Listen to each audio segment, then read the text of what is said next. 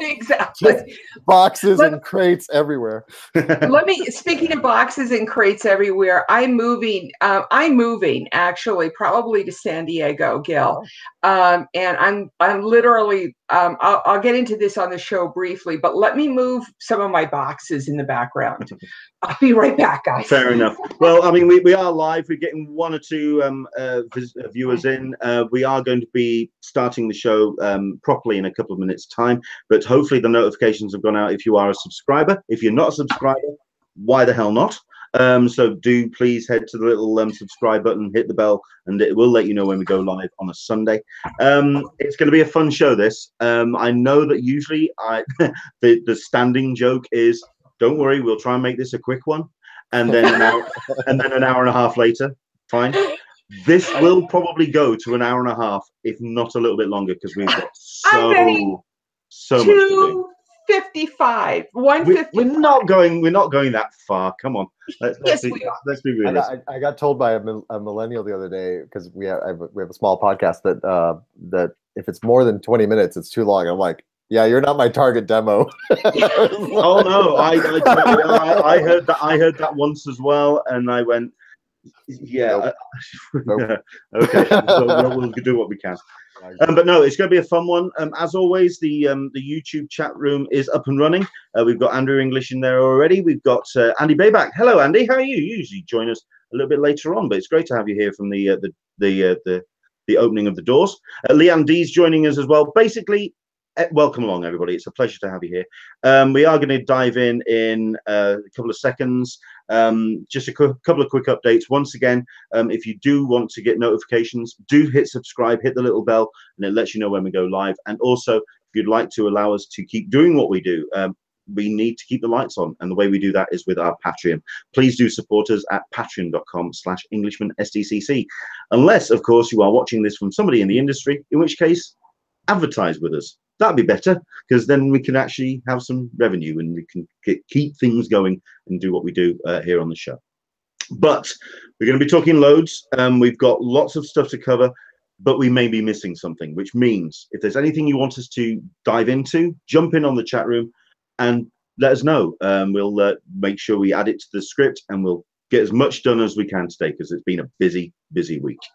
Welcome to Talkin Comic-Con, a cup of tea with an Englishman in San Diego. My name's Leonard Sultana, and this is our weekly show where we talk Comic-Con, Comic-Cons, all the stuff and nonsense that goes around it, and basically we have a lot of fun wrapping up our nerd week. We have got ourselves 2 great guests, including my regular partner in crime, Alyssa Franks from the Friends of Comic-Con forum. Hello, Alyssa, how are you? I am well, and continuing in the vein of, yes, I am really moving. I am planning on driving out of my driveway on Tuesday. My car is packed.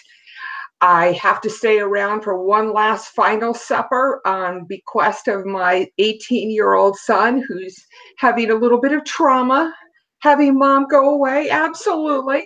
But I am making my way slowly out to San Diego.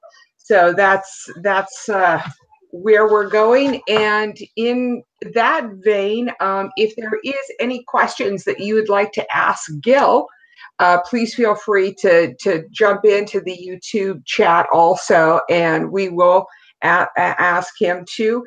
And I'm looking forward to hopefully catching up with Gil first part of July and giving everybody an update. Well, considering how much has been announced and what has been going on at the convention center, I'm almost looking forward to a whole new building. I'm looking for a whole new experience. It's just going to be so much fun. It's about the chocolate. I want a chocolate building. That's right. Okay. I do have chocolate information if you guys want it, in terms of what's coming this year. We're going to get into that. Right. We have the chairman of the San Diego Convention Center with us, Gil Cabrera, everybody. Hello there, everyone. Gil, how are you? Great. Thanks for having me. It's a pleasure. And I know it's kind of first thing on a Sunday morning, and you've been working incredibly hard. So I know you're wanting to enjoy the rest of your weekend with the family. So we'll dive in and get straight into it. No problem. First and foremost, I mean, with all the announcements that have come out with what's been going on in sales, it just looks like I say, a brand new building. I mean, how's it looking in sales at the moment? The sales pavilion is looking really nice. It's all basically brand new inside, top to bottom. You know, we replaced the floor, which you guys saw last year, and now the sails are brand new, which they look great. And now we have the lights, which are amazing. Even the doors on the freight elevators that you see in the sails are pretty and black and new, and so it looks like a new space. The only thing that's still the same is the doors, I think, and we're working on that later. So, but it looks great. And at night, it's frankly spectacular with the lighting now. Well, I mean, like those have been the headlines of the last 12 months, but I'm guaranteeing there's probably some stuff in the background that we haven't been kind of shared with. I mean, what's been things that you have spotted in the upgrades? So one of the things that I posted out that sort of showing up little by little are we've got these charging little stations now that are against the walls on the downstairs lobby that you'll see. There's a lot more of them. I think we've got 14 or 15 of them in. There might be a couple more coming in beforehand, sort of spread across the lobbies of the exhibit hall. It's interesting. I'm debating. My team and I have been debating whether or not people will like them because they get to charge their phone somewhere, or will hate them because they can no longer lean against the wall right there when they're trying to rest. So it'll be an interesting reaction to see what folks think of those. And that was kind of part of my question was, are you going to allow people to sit while their phone is charging, or how is that work? How it looks a little bit like a phone booth kind of setup. They're like little belly ups, really, that you can sort of belly up. You put with other conventions, we've seen a lot of people standing there with their laptops, working on their laptops, charging their phones. There's like a little ledge there that you can actually use. You know, the sitting down thing and the congregating in spaces is a fire marshal issue, so that's often something that we don't necessarily have control of. So it just depends on the particular space and where they are. There is a little nook. You know, the sort of stairs that take you up to the second level, kind of in the middle of the building, that sort of wind there. Behind those stairs, there's like a little hallway where some folks kind of have figured out that there's some space that we generally don't move you from. Generally, if it gets crowded, they'll move you. But they've placed a few of those back there in that secret little corner there. So there's a couple spaces that you'll be able to use it. You know, a big thing that we've always been trying to work on is sitting area generally. And it's a number of people problem, right? For other conventions, we do have seating sort of in the middle of the lobby, but we have to take it out just because of the volume of people that come through. So it is something that we're always struggling with inside the building during Comic-Con. In the future, one of the things that we're working on is getting a huge. We just put out an RFP and just are about to award it. For essentially a full modernization plan for the entire building, which will include what we can do with seating, indoor, outdoor space. It's pretty cool. Some of the previews I saw were really amazing. So that's coming down the pipeline over the next few years. Very cool. How does the funding look for that? So there's two paths, and it sort of depends on what happens in November with the good voters of San Diego. But we have set aside funding in our budget about $2 million a year just for modernization and upgrades into the building. A good chunk of that probably next year, but hopefully before next year's Comic-Con, will be new carpet once and for all in the lobbies, because that's just in horrible shape, and we've been waiting to do it because we wanted to do it as part of an overall design plan. So it's about a year or two late, but it was purposefully done. But I've put in on our capital budget about $2 million a year for the next 5 years, just for modernization of the building. So just tweaks, paint, carpets, more sort of appearance type things and experience type things. So that's pretty good. Now, if there's an initiative that's probably going on the ballot in November that deals with expansion, and there's a part of that initiative that a lot of people don't talk about, which is long-term capital funding for the building. And so if that happens, then sort of long-term funding for maintaining the modernization of the building is built in to the funding of the building, which is currently not the case. Right now, we pull it out of our operations budget. Mm-hmm. Mm-hmm. Are any other additions or improvements planned that are geared directly towards the San Diego Comic-Con person, more square footage, easier movement of large groups of people, lines. There's stuff coming on that. There's a couple things I can't talk about just yet, but there's a couple things related to movement of people that's coming that shortly, but until it's announced, I can't discuss it. So that's in the works. One thing that we were talking about off air before we came on was the sort of internal antenna system for the cellular providers. Last year was the first year we had T-Mobile and AT&T on our internal antenna. So if you were a T-Mobile or AT&T customer, you were generally getting really good bandwidth just on your cell phone. This year, Sprint is coming online.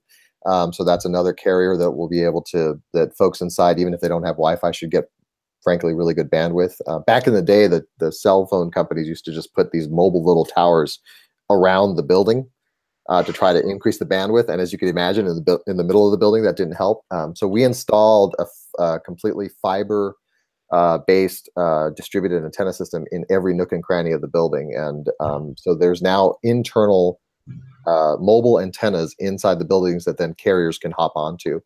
So everybody but Verizon in the States is on board now. We're still working on getting them on board. So those types of things would be improvements that you should see. Cool. Go on, Alyssa. It sounds like you've got some more. No, I don't. Fair enough. I mean, certainly it sounds like there's a lot of very cosmetic stuff which are designed to enhance the experience for the attendees. I mean, like I say, the charging pods. I mean, we've got a question from Andrew English asking, are the charging exchange machines free, or are they? Is it a charge? Is there a cost involved?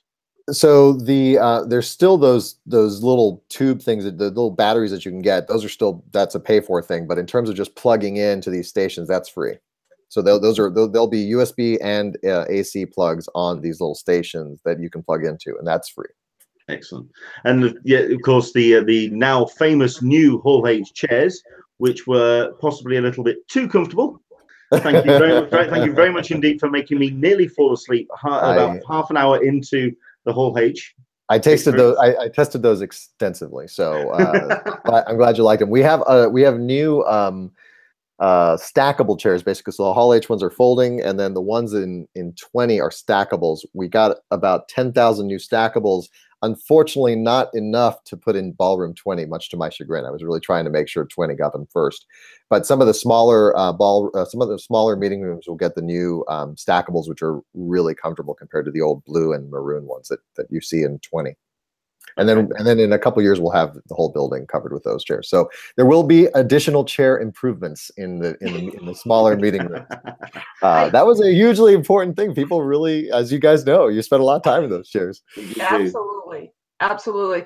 We do have a question from Leanne D, who happens to be in a wheelchair and is wondering if there are improvements to the elevators for non-commercial use, the passenger elevators. Sure. So the glass elevator off of, what is it, C, I think it is, that main glass one that takes you right upstairs, right outside the lobby between ballroom. Ballroom 6 and the sales pavilion.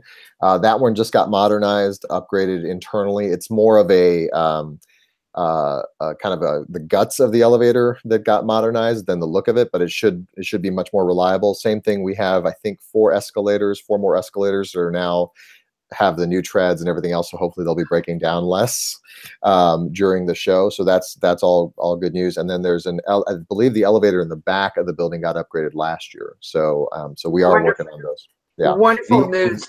Yeah. The one that's still brutal, which I'm not sure really factors into Comic-Con too much, is the funicular thing on the front, up the grand stairs on the front that goes sort of up. Right. That thing has just been a horrendous piece of equipment from the moment we bought it. So we are looking into what else we can do with that and completely replace it with something that actually works, because that thing is broken down way more often than it is working, unfortunately. I'm glad to hear that a lot of the structural problems are internal. Yeah. You know, and is there anything that we can do to help Verizon? If you're a Verizon customer, it wouldn't be bad to say, hey, everybody else in the world is on our DAS, is on the convention center's internal antenna system. Maybe you guys should join as well. It's, you know, it's a negotiation thing, and they're the last carrier to hop on. But you know, it will be noticeable this year. I suspect everybody else will be very happy compared to Verizon. If you tweet out that phone number and or contact point, I would be happy to broadcast it. Being a Verizon person. Yeah. So yeah, but thank you for the internal structural improvements. We appreciate that. Probably a little bit more than sometimes the carpeting. While the carpeting is very visual, the internal structures are a bit more helpful to those of us who are actual con goers.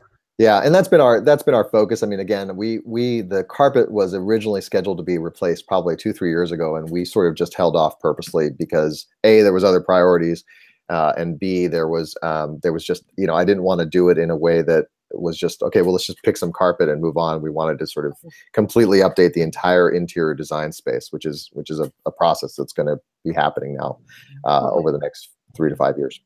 When it comes to, I'm sorry, I'm getting a question in. Deal with it. Deal with it. When it comes to the expansion, when it comes to the improvements to the convention center, I'm wondering just how much you can do in terms of improvements to the center when you are also looking at long-term improvements, which leads me on to this new announcement that we got this week about the possible expansion of the convention center, which Kevin Faulkner is trying to move forward, a deal with the Fifth Avenue landing.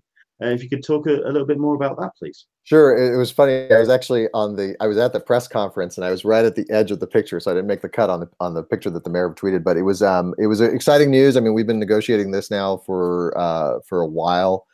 This was the space directly behind the building that in 2015, you know, we made the very difficult decision of having to let that space go because from a convention center standpoint, we were on the hook for $14 million, which we did not have because it was supposed to come out of the expansion funds. And it was a call of, there's no current plan for expansion. Do we try to spend $1 million or a couple $1 million sort of throwing it into the wind, hoping to keep an option open? So it was very exciting. They've announced that there's a deal reached now that'll allow us to take over that space if and when the voters approve it in November. So it all still hinges on an approval of the voters in November. It's got to be, ideally it's a 2/3 approval, so it's a pretty heavy lift. There is an argument to be made if it gets a majority of approval, but the safest, the fastest way to expand the center is to get 2/3 approval from the voters. And if that happens, then we now have the land available to us to expand under the plan that was approved in 2012. I was just about to say that for that very gorgeous set of renderings that we saw. It's really cool. Yeah. I mean, it's a 5 acre. Some of the cooler parts are obviously there's the 5 acre park on top, so you can imagine. Is that still the design that is moving forward?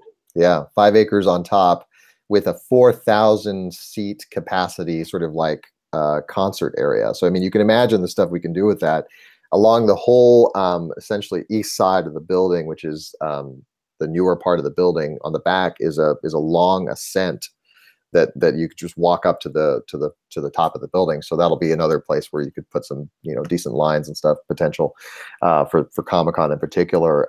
And then in terms of the way we're doing it, again, the sort of modernization piece, the theory is to have a overall kind of Bible in terms of what the design of the building looks like, so that if we expand it, it all matches, because you don't want to ever be in a part of the building that people think is the old part versus the new part. You want to be in a building that looks pretty consistently throughout, and that's what we're striving to do. But we're excited. I mean, the hope is the San Diego, my fellow San Diegans come along with me. I haven't seen the news reports, and I'm not familiar with it. What is the current funding plan that's going to be voted on in November? Is that still the 5% or hotel tax? It's a 3-2-1 hotel tax increase, depending on where you are. The closer to the convention center you are, the higher it is. I think it's 3.25 actually is the new plan. So the sort of downtown corridor and the main hotels around the convention center, the TOT will go up to 15.25. And then as you go further and further out in the city, it drops down to 2.25 and then 1.25. And the bulk of the funding goes to the expansion of the convention center. With funding being set aside for the capital needs of the building, which is an amazing thing that's really critical for us, and then some funding also set aside for the marketing of the building, which is again another important thing for the rest of the year when the world doesn't come to San Diego. So it has no impact on the voters of San Diego, Correct. Aside from the if friends come in to visit. Right. If you stay at a hotel room in your own city, then you might be paying some taxes, but otherwise it's visitors that would be paying it, right? Yeah, that's the way. I'm really curious about this this deal. If anything, because I mean we've been wanting. Oh, I mean we've been here before. Let's be fair. It's something that's been exciting, and we've seen these extraordinary pictures, and we thought this is going to be a fresh new convention center moving forward. And then we've kind of had that tugged away from us. Now I'm hoping that the voters go for it as well. I'm hoping that it all moves forward, and it's fantastic. But there was another plan that was put forward, which I actually was quite excited about the possible hotel that was going to be built there, because that would have provided with a more obviously hotel space, but also more convention rooms perhaps happening there. Is that now completely off the table with that? Is that now completely a dead deal? So sort of. So first of all, it was a 800-room hotel that they were contemplating. It'd be the same space that we were hoping to expand the convention center onto. There wasn't that much in the way of meeting room expansion in that plan, actually. So it wouldn't have helped the sort of meeting room concept. The hotel itself, as I understand it, may still happen just a little bit further back. If we get the expansion, then they still may try to do a hotel a little bit further back. So the expansion basically takes the building. So you know the road behind the building, right? Where all the trucks kind of come in. So that road would get pushed up against the promenade, which was still there, right? That walkway right on the water. That all stays there, and then the building just goes right out to the road. So it's a pretty substantial expansion, and it's just the phase 2 portion of the building. So the closer side, essentially exhibit halls D through H side all get pushed out further. A through C stays the same. So the hotel piece of that is possible under the new plan. They just need to basically push it a little bit further out to the water. But like I think the numbers I saw were I think they need to move it 30 feet.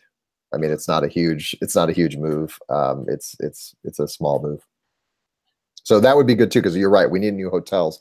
And then the other hotel that's approved and just waiting to come online is a second tower for the Hilton.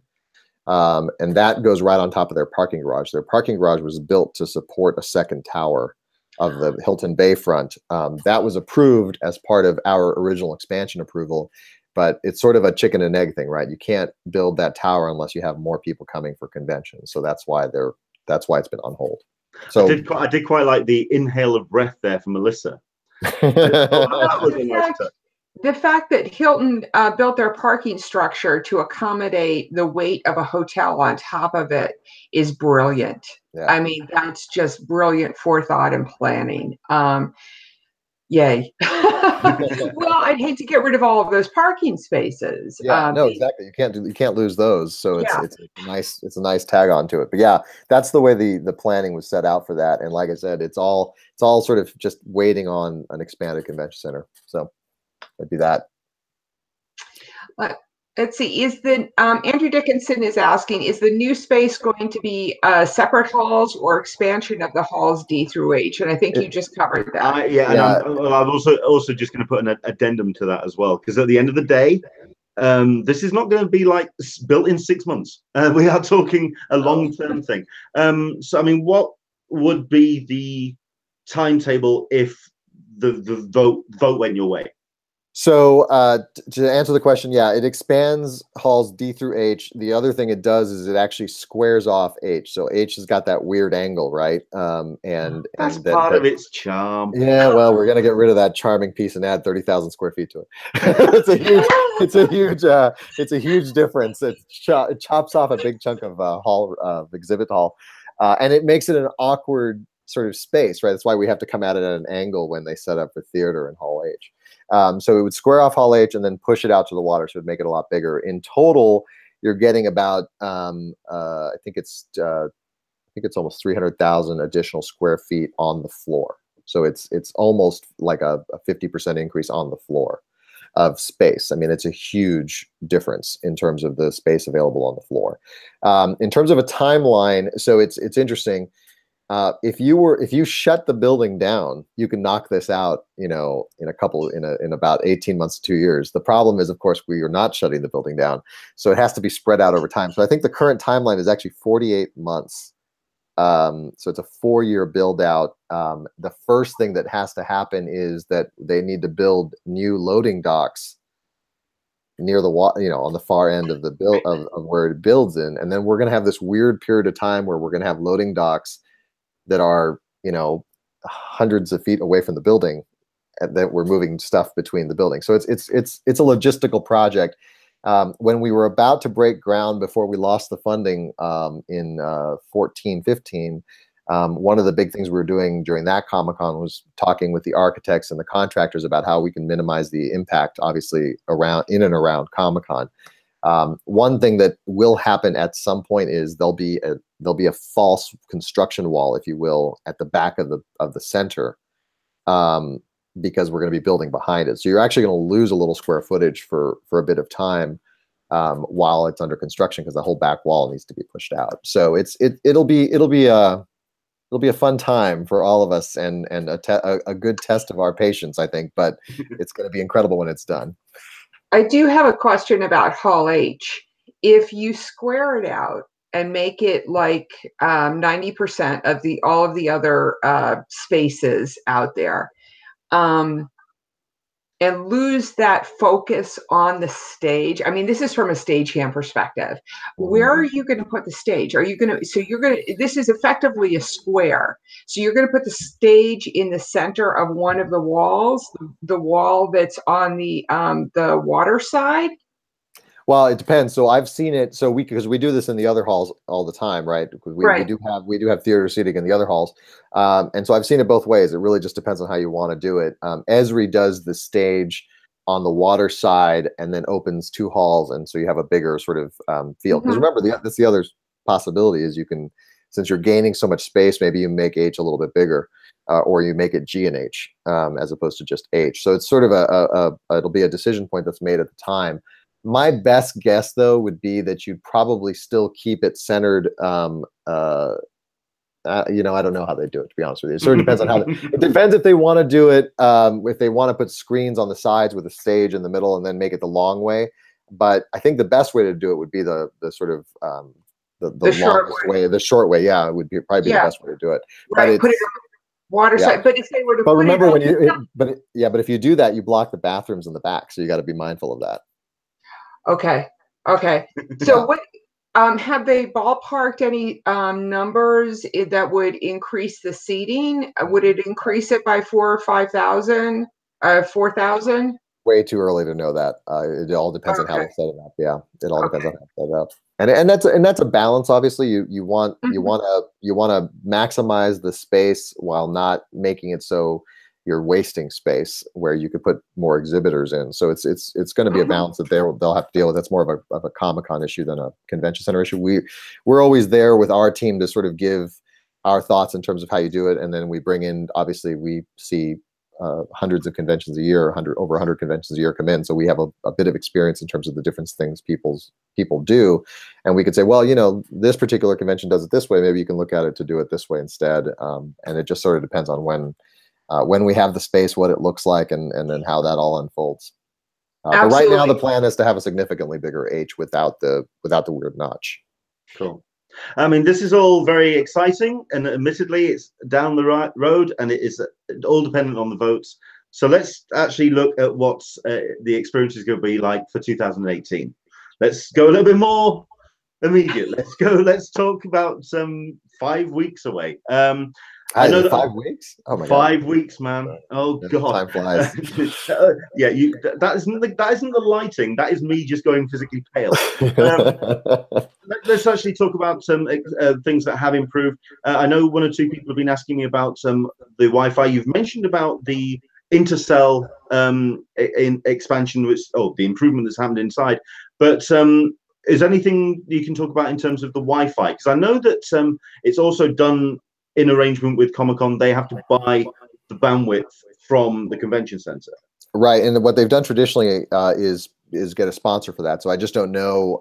They haven't made any announcements on that. The building has pretty epic bandwidth, as you can imagine. We're fiber right to the antenna, so we've got a lot of bandwidth that can be used, and it's just up to the people that rent the building, essentially, which would be Comic-Con and other conventioners, to decide how much bandwidth they wanna pay for.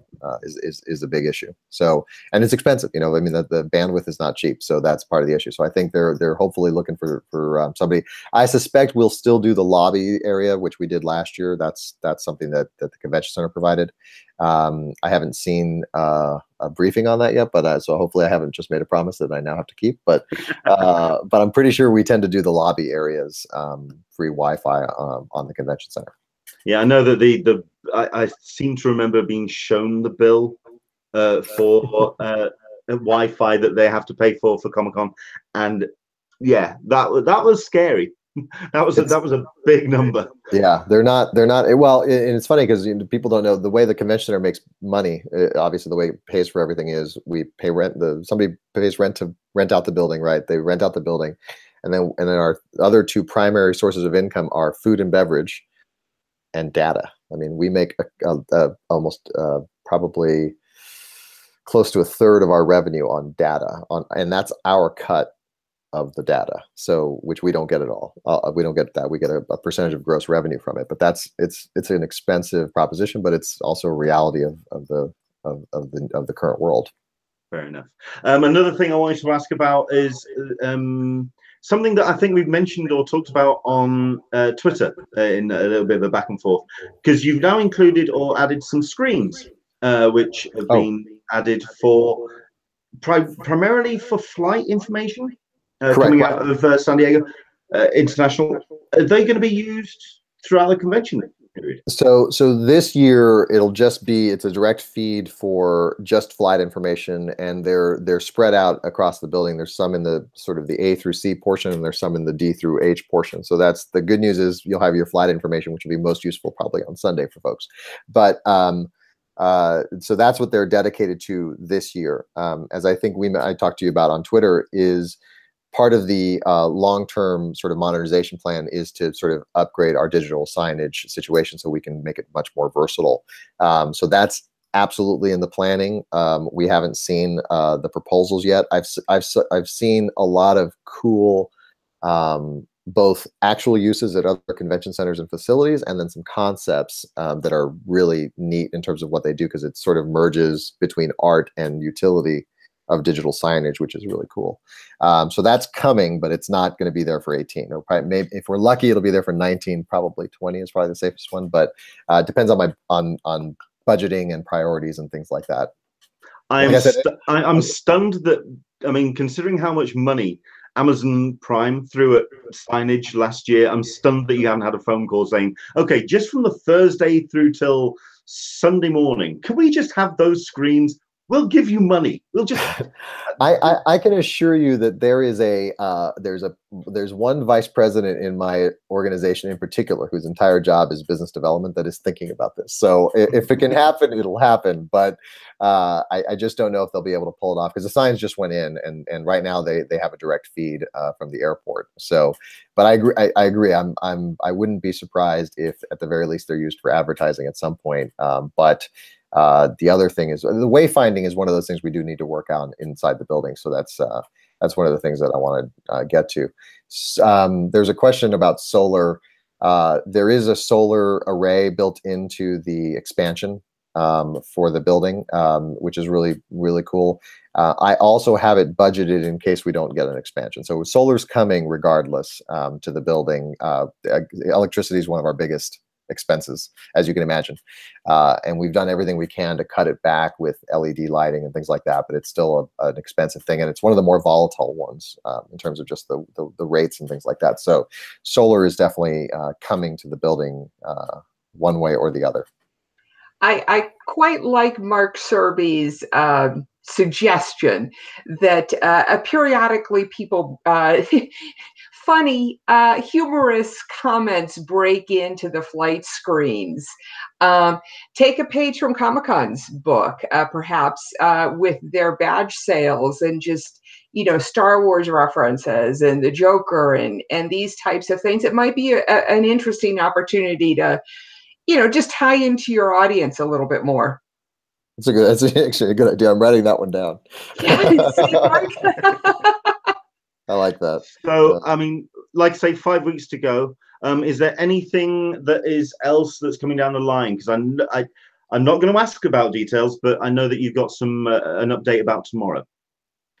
Well, as far as I know, we're releasing something tomorrow. Like I said, we were talking about offline. It may not be released tomorrow, so I don't know. It's nothing sexy. I'll be honest with you. It's more logistical than anything else. But we'll see. Look to our Twitter feed and my Twitter feed and everybody associated with the convention center's Twitter feed, and hopefully we'll be able to sort of release something in terms of tomorrow. Just a new logistical change. One of the things that we're always working on, obviously, is it's a combination of safety and flow throughout the building, and so that's something that we are constantly looking at. And slow change is slow in part because if you could fundamentally change the way Comic-Con works, you can imagine everybody that comes to Comic-Con will have a collective, including me, will have a collective freak out because if everything's different, it's not a good experience. So you need to sort of evolve the changes over time to anything you do in the building. So that's something we're working on and going from there. How's that? That's fine. I mean, we've got one or two people who are asking for clues. I mean, Andrew Dickinson's put a good one, putting traffic lights on doors. Listen, that was not the worst idea in the world.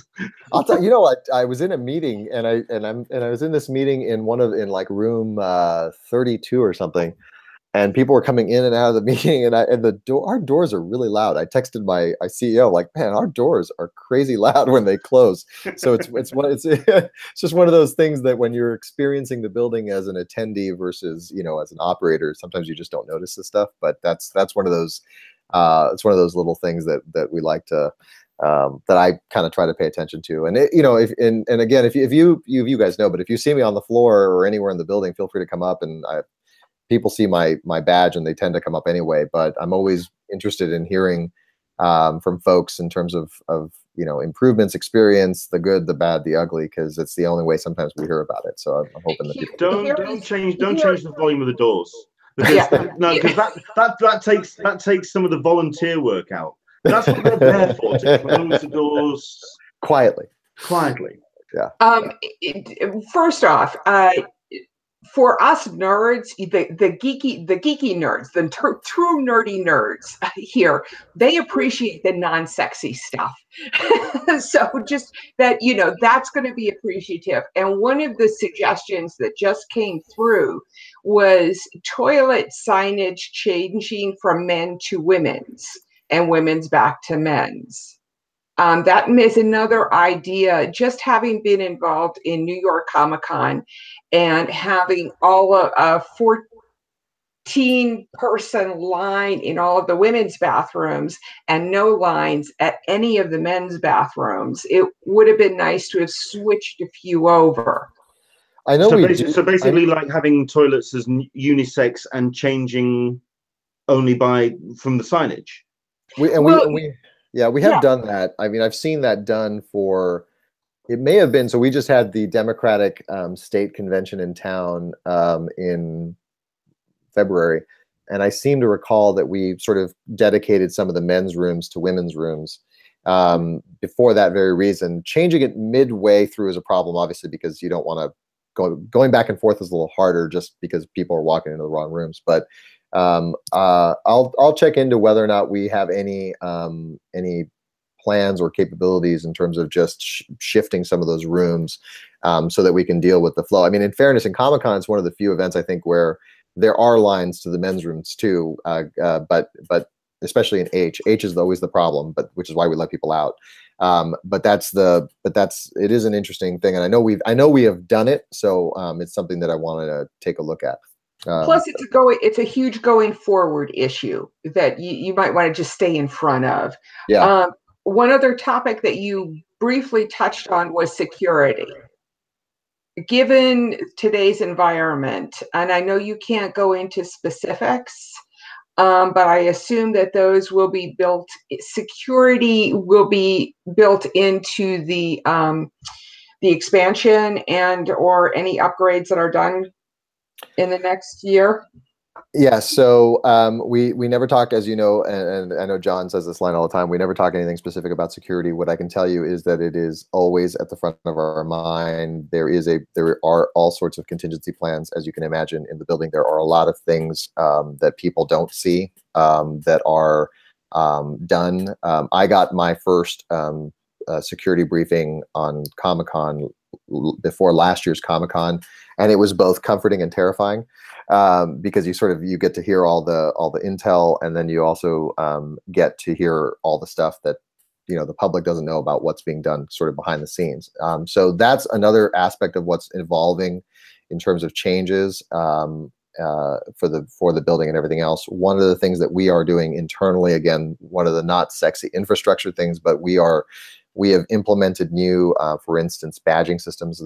As you can imagine, there's 60 million people that come into the building throughout the year, and a lot of those people come in as workers, and so one of the things that we have implemented for the back of the house, which is not something you guys see for the rest of the year really, and including Comic-Con, is that we used to have every single contractor had a different badge, and so it was really difficult to track, and so we've made that a universal system so that we've closed off entry points so that it's much harder. The other thing that we've done, which is kind of an amusing thing, is I don't know if you noticed, but last year, police officers also had a Comic-Con badge on them. The reason for that is that I think it was a few years ago, officers from another jurisdiction, they weren't San Diego PD, but officers from another jurisdiction just parked in the back of the building and walked into the building because they wanted to see Comic-Con. So officers tend to have, officers now have Comic-Con badges for that. So it's one of those funny little stories that made me laugh. And like I said, it was a couple years ago, but it was like, that makes sense. So we're tightening the sort of like in-out privilege. We're all, one of the things that we're also looking at, obviously, is building more of a perimeter around the building as best we can. It's a tough event because in the gas lamp you got 100,000 people just kind of milling around and that aren't even coming into the building. That's what scares me is that lone person with a large coat on. Yeah, and which is not an unusual thing to see in the building. I mean, everybody has a backpack, everybody has a thing. So there's a lot of stuff that's being done, again, more behind the scenes than anything else, to try to deal with that type of stuff and those types of threats. And we do that. One of the things that I learned when I was at some of these briefings is that SDPD has a criminal intelligence division that's just full on intel gathering. They scour everything, which is, I'm a San Diegan. I had no idea that we had that capability. New York does, because it's one of the biggest focal points, but we have a significant division as well that does that. So there's a lot of stuff that's doing. We've a lot of the security stuff that we're upgrading over time is also involving more coverage of cameras. There's very few spots in the buildings where we don't have camera coverage. The parking lot's another thing that we're working on. Parking lot's a sensitive topic for us because we don't control it. The Port of San Diego controls it, and they keep all the money from it. So my good friends on the Port Commission know this complaint from us. Most convention centers get to keep the money from their parking. But that's another issue that we're working in collaboration with other agencies to make sure it's all safe. That's a question I wanted to ask then. I mean, when San Diego Comic-Con come to town and they come to the convention center, they obviously have a lot of demands for yourself and for the convention center. What demands or what requests do you put to San Diego, to Comic-Con? So it's not necessarily that different from other clients, right? So Comic-Con is the convention center's client, just like Esri, just like all these other conventions that come into town. So we rent out the building. They get to do a lot of what they want with the building, and they have a lot of control over the building. That's the deal, right? It's a blank slate for them to make their event the greatest event they can do. We have ultimate responsibility on security, safety, those types of things, and so we do put requirements in on certain things, depending on what we think is needed. In terms of specifics, because I was thinking like lines and where you want to kind of move people and where you. Lines is a collaborative. Comic-Con, again, it's different, but lines, entry point to the building is usually something that we're working on with people. Comic-Con's unique because there's, a lot of people want to come in at once. John and I were talking at one point, and he was at a convention. He was in the building for something other than Comic-Con, and he was saying, whenever I'm in the building for something other than Comic-Con, it just feels so empty. And I'm like, okay, John, there's 20,000 people in the building right now, but okay. Full facility use, but I hear what you're saying. It's a different animal.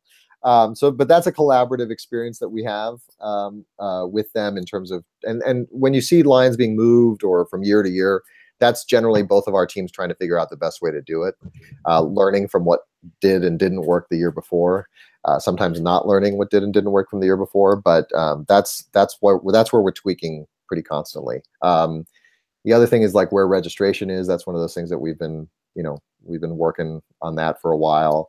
I know Comic-Con's been working on that for a while.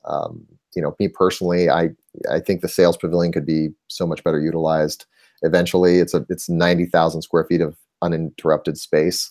That is essentially a third autographs, a third a walkthrough, and a third registration, right? So it's sort of an interesting space that you could do potentially other stuff with, maybe. But those are the types of things that I know our team's working with folks all the time about. Acoustics might be interesting in the sales. So we have we're messing with that now because we're going to have an electronic, so it's EDM, right? Electronic dance music concert in the sales in June, I want to say. So it's one of the, because now that we have the lighting, you can imagine what you could do with a right? Well, I'm going to be getting to that. That's the next thing on my mind. Yeah. So that's coming. I'll have to look at my calendar, but so it's hilarious because it starts like way past my bedtime. So I'm gonna have to like get some coffee and show up just to see how it works. But I think they move into the sale around 11 p.m. and it goes till 2. But a couple things that they're doing is they're dealing with some of the echo effect, and we've had parties up there, so you can do it. Like during Major League Baseball, they had a huge party with concert stage level type of stuff, so it's a combination of making sure it sounds good in the room but doesn't leave the room, because our neighbors don't want to listen to EDM at 2 a.m. So we've been testing that, and this will be the first one that we have happening. Cool. I mean, that's because obviously, I mean, to be honest, we've only seen the video on the launch day of the massive color screen. The massive sails and the Sonnet Lumiere setup that is currently being set up. And you were talking that the sound doesn't, or you're making sure that the sound doesn't bleed out. But I can imagine on an evening it would just make a really nice kind of big, kind of almost like a big show. It's pretty cool. The story behind it is kind of hilarious because we were redoing the sails, we were redoing all this LED lighting, and we were it was a budget meeting. We're sitting there talking, and we were just hashing stuff out and looking at the proposals, and we're like, do we have lights that shoot up?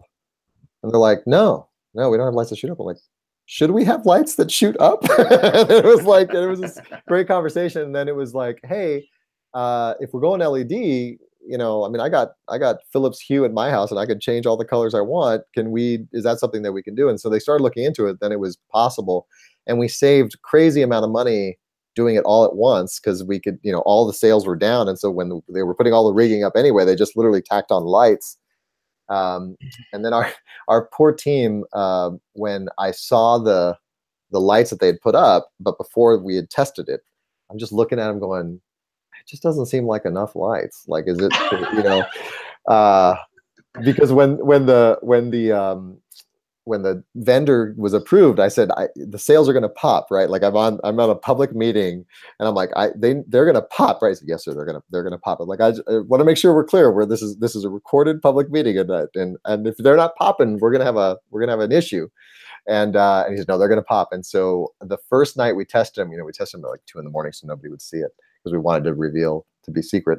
And I get this text from my chief operations officer with a picture of the sales from the water, and they're just blue, and they're like, awesome. And she goes, you can't imagine the relief when I saw these lights come on, because I knew I needed to send you a picture of these damn things popping. So yeah, so that was fun. We are going to have Pride themed lighting on Pride in San Diego. Yay! It'll be a rainbow. It'll be a rainbow across the building. Cool. And if you look at the convention center's Twitter page, the picture we have of the building is at night with Pride lighting, so it looks pretty cool. Cool. One of the things that you may want to do, and I'm just going back to my concert background here, bring in like a decent rock and roll lighting guy, because if anybody can make that your current lighting system pop and show you what it can do, it's one of those guys, because they certainly have the chops to be able to get it together. I'd love to see the EMD gig. When is that? Let me see if I can find EMD, it. EDM. Sorry. Well, Yeah, you can imagine the board meeting where they told us we were having this concert. There are varying ages on my board of directors, and everybody was like, "What's EDM?" And it was pretty funny. It is June 23rd. Is the EDM concert in the sales the evening of June 23rd. So that's a Saturday evening coming up in 2 weeks. Excellent. I mean, Andrew Dickinson's pretty much echoing what I was thinking, that a geek nerd themed show on each night. I don't know, John Williams for 10 minutes and just go. I don't know. I don't disagree with you. I don't know. I haven't been briefed on any plannings for it yet. And again, it's sort of the difficulty is that what the sale is currently used for, right? So it's sort of a travel space right now. But I think it'd be cool.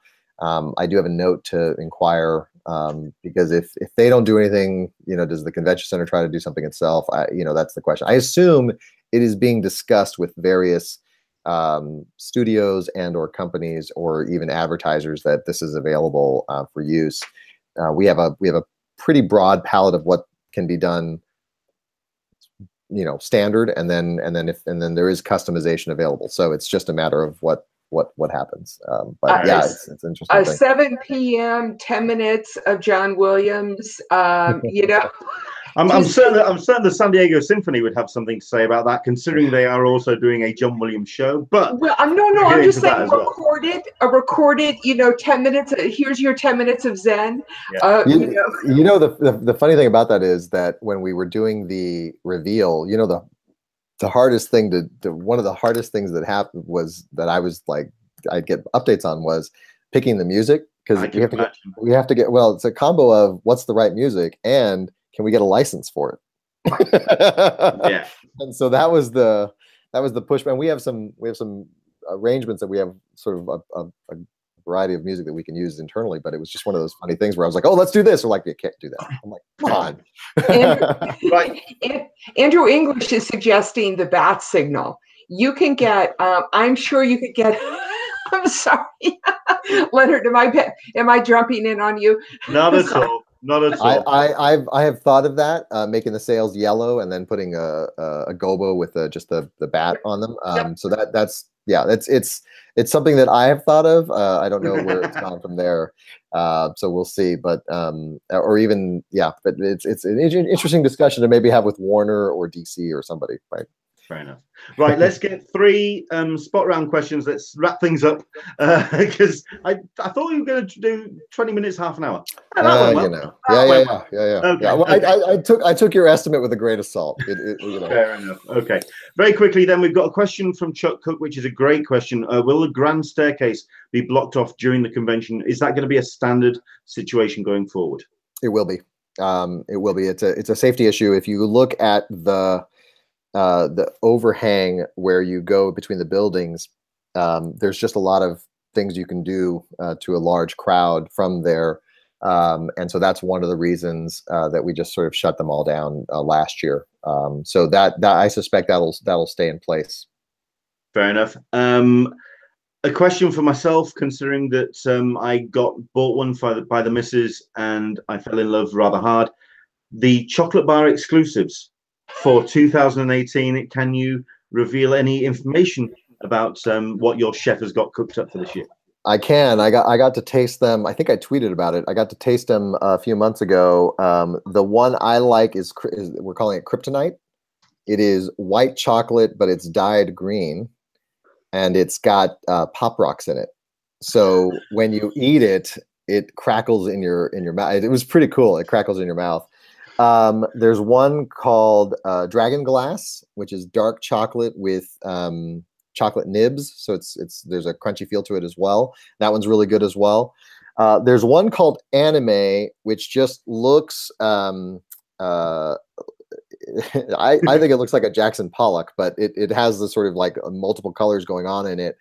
Unfortunately, I cannot, and I didn't write it down. I can't remember the flavor, what it flavor. It was my least favorite, but I can't remember what the flavor was. And then the fourth one is my fault because it's s'mores, and the reason it's there is because the chefs know it's my favorite.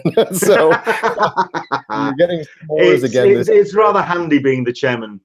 Well, it's kind of a joke in the building now, but it's s'mores. It is amazing. It's got graham cracker, it's got marshmallow, it's got dark chocolate.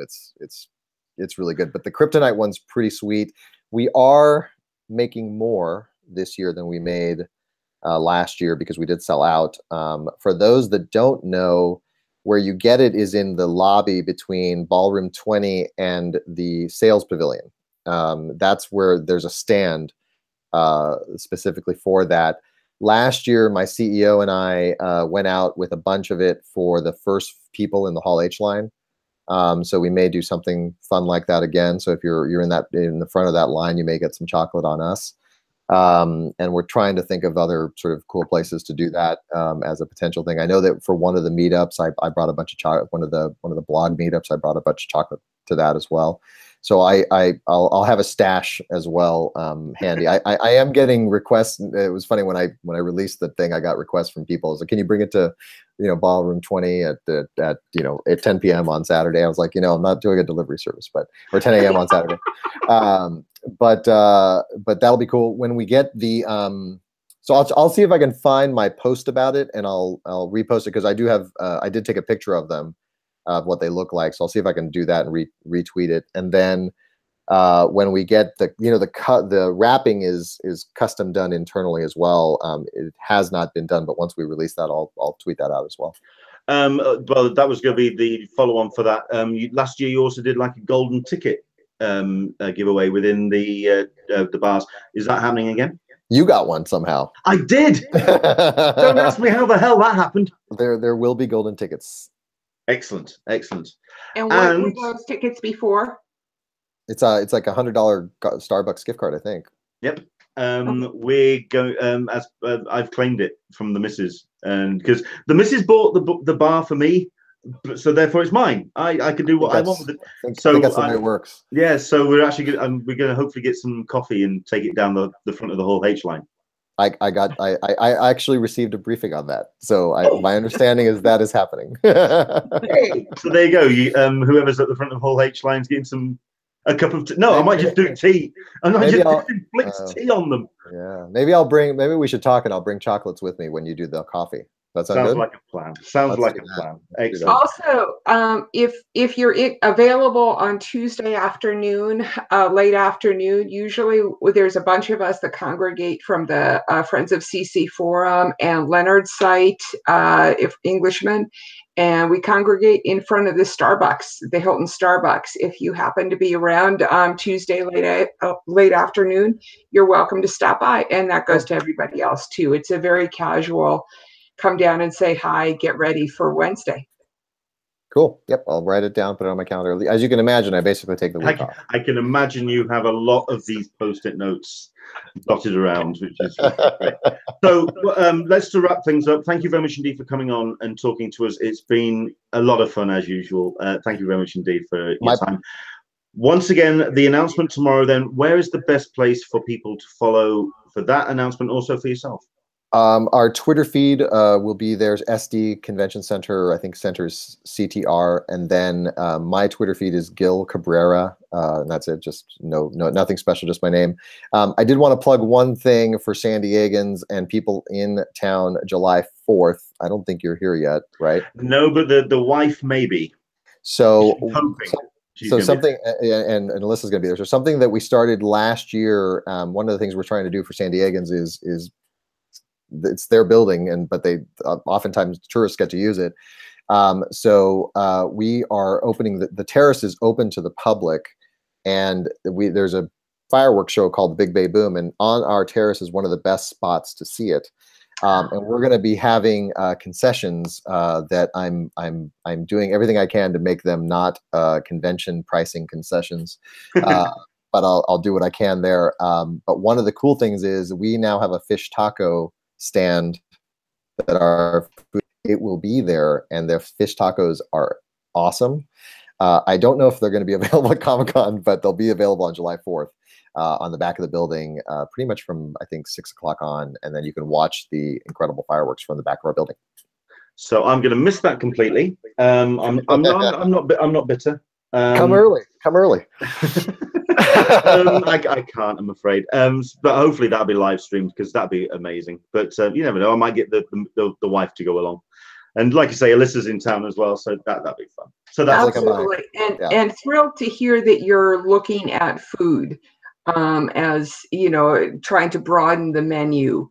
That because people's tastes are changing away from nachos and processed cheese to salads and well, and I think I think the part of the updated menu was there last year. I could be wrong, but I thought we had some of the sort of fresher sandwiches and salads and stuff. Part of it's a volume issue with Comic-Con, but one of the more difficult things I had to do, again, the job I have is excruciatingly difficult sometimes, is I had to taste the new menu at a meeting, but they had these incredible fresh options that were pretty cool. One little bit of trivia: do you know how much nacho cheese we put out a day during Comic-Con? Go on. Is this going to be like in the tonnage? Tonnage, gallons. Sure. Yes. 400 gallons. Oh, see, this is the problem when you do something, is somebody comes in high. It's not that much. It's close to 100 gallons a day of nacho cheese. Okay. We have these big vats. No, she was talking across the weekend. She was talking. I'm dialing back for you, Alyssa. I've got you back. Thank you. I appreciate that covering my butt. A day. Yeah, I've got all these fun Comic-Con facts in terms of like how many slices of pizza and how many hot dogs and all that type of stuff. So it's a lot. Well, I'm actually looking forward to more of the infographics that you sometimes put out on the social media. I love those. We have those. Yeah. Our director of comms is a big infographics person, and so she does a great job with those. Excellent. Gil, it's been a pleasure talking to you. Thank you so much indeed for coming on. Looking forward to seeing exactly what has happened and what's changed with the convention center, which I think is just going to feel almost like a new, fresh building. It's going to be great. My pleasure. And perhaps come August, September, when things are calmed down quite a bit, we might be able to get you back on and just, go over how things went. I think our fans would really enjoy that. And I know that we enjoyed talking with you. I love it. Well, I would love to, and happy to chat whenever you guys want me. Right. Excellent stuff. Take care. Thank you so much. Enjoy the rest of your Sunday, sir. Thanks. Bye-bye. Take care. Bye, Gil. Cool. I mean, I'm G'd up now. I want to, because I mean, the thing is, if anyone doesn't live in San Diego, it's when you go into San Diego and you face that building and you just feel that it's our second home. in July. So no, looking forward to it. Very much looking forward to seeing how the sales has been improved and all the little infrastructure areas. I think that's going to be good. I had a couple of thoughts that during the interview that I didn't quite want to mention, but but now that it's among us friends here. First off, I was not thrilled with the idea of the new lighting, and he was really able to convey to me, even being an ex-lighting person, he was really able to convey to me what that can do for conventions going forward, and the use of that space in the sales pavilion. I really am excited to see as a concert space. As a concert space, I think it'd be rather cool. Okay, absolutely right. The second thing was his talk about security and data. That they bring in quite a significant portion of their revenue from data. That was interesting to me, simply in light of the net neutrality issues that are going along, and how that all wraps into data being the next major utility that we're seeing.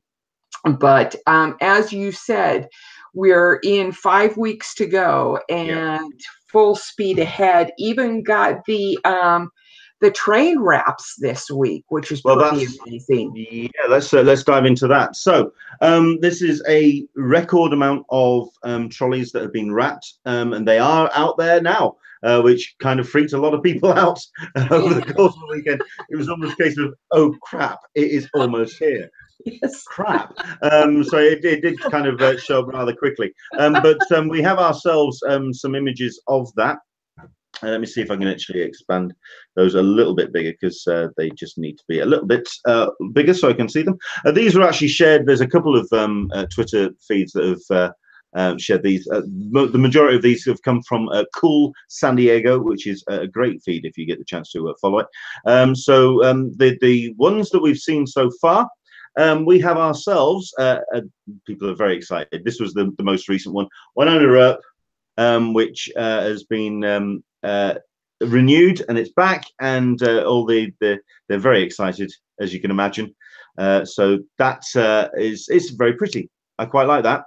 The other ones which I found interesting, the fact how much DC are going to push Krypton for this particular thing. It's actually fan art which has been created, but it is what they've used, or sci-fi are using for that. It just shows how much effort and investment DC are putting into that series. So that's rather interesting. The Magicians, I haven't actually seen a full Magicians photo yet, so I could do, if anyone is kicking around, if anyone wants to try and get a picture of that, that'd be great, because I haven't seen one without the doors shut, so could do with that. And last but not least, the first one that everyone saw, which is of course the Happy one, which is of course a very popular show, has been renewed for a second season. And yeah, it's part of the whole sci-fi wire, the coverage of the trolleys. Mm-hmm. So there you go. Yeah, it's Krypton is. I'm really looking forward to that, to starting to watch that, and because I think it has the potential of really kind of bringing that this is a good environment for Krypton, and hopefully it'll bring it to the forefront. Nerd HQ. Very quickly though, before we kind of move on from this, someone has quite noted that we haven't had the Conan wraps yet. We are going to talk about Conan in a bit, very shortly indeed. But when it comes to dial back to the whole business of the wraps, obviously last year we saw what the pops were going to be. That was what the Conan wraps were. They don't want to reveal that information just yet, so I can imagine those wraps will be all the way down the line. Follow Team Coco, because that's going to be the Twitter handle that is going to be featured on. Okay, go for it. Oh no. You said it. Go for it. No, because I haven't been following it. Remember, packing. Oh, good grief. You're going monologue here. I'm just fair enough. Okay, right. So we've got good news and we've got bad news. Unfortunately, the good news is that we are going to be seeing something exciting from Camp Carnival. It is returning. It is back. This is the feature that's set up in Petco Park and is a tie-in between Geek and Sundry and Nerdist. It's Nerdist predominantly. So basically, it's the two companies which have got all that nice, lovely Lionsgate money. I think it's Lionsgate. Anyway, basically, they are setting up again, and they are bringing something new. And hopefully, fingers crossed, we'll have somebody from Nerdist who's going to join us to talk about it. We had Rachel Hine joining us, who's the editor-in-chief. Fingers crossed she's going to come back and talk to us about that. But that's down the line. But they have tweeted out and confirmed that that's going to be something of interest that we are going to be looking forward to seeing. The bad news is, unfortunately, Nerd HQ. This is something that was announced by a complete mind fart there for a second. I do apologize. I'm trying to find the picture of it because it was a tweet that was sent out. Andrew Dickinson says that Nerd Machine was folded as a company last year, and perhaps I'm misunderstanding things, but isn't this more just a continuation that it wasn't going to be around this year? But it's kind of that. So this is Zachary Levi who confirmed this. I mean, he's working for Sci-Fi now, so. Yes, absolutely right. I mean, it was Andrew Dickinson. It was legendary for Nerdist and Geek and well done. Yeah, basically, the thing about the Nerd HQ and Nerd Machine, I think some people do kind of get it a little bit confused because Nerd Machine is something that runs or used to run from city to city. Oh, so run as I'm getting confused. Get it right. Nerd Machine was a separate entity, which was a charity event, and it was a charitable organization set up by Zachary Levi and his partners in terms of organizing Nerd HQ. Nerd HQ was done in separate locations, predominantly in San Diego Comic-Con. It started there as a way of providing after hours for a number of celebrities, providing parties, providing experiences for fans, which would then provide revenue for a charitable organization. The announcement that was done this week. Hey nerds, I can't go into details just yet, but wanted to let you know that Nerd HQ will not be happening during San Diego Comic-Con, and unfortunately will probably not be returning to San Diego ever again. Your continued support over the years has been humbling and inspiring, and I'll keep fighting to bring HQ to other cities around the world. That was kind of the crux of it.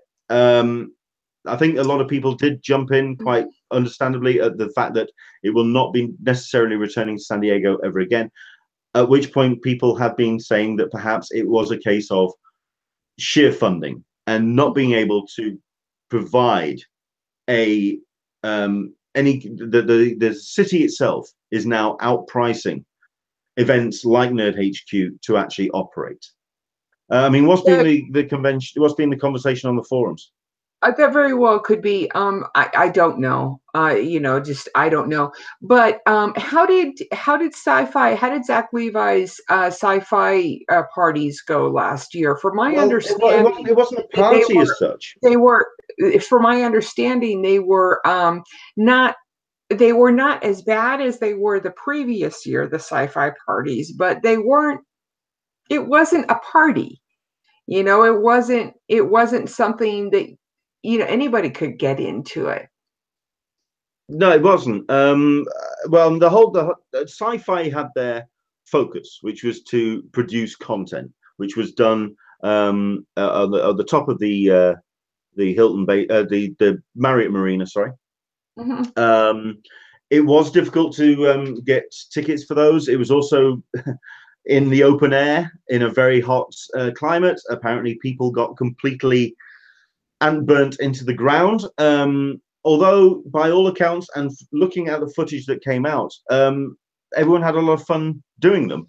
They also kind of struggled as well getting premiere guests, but that I suspect is also a case of when you've got so much stuff that was going on, such as the IMDb vote, which got a lot of attention.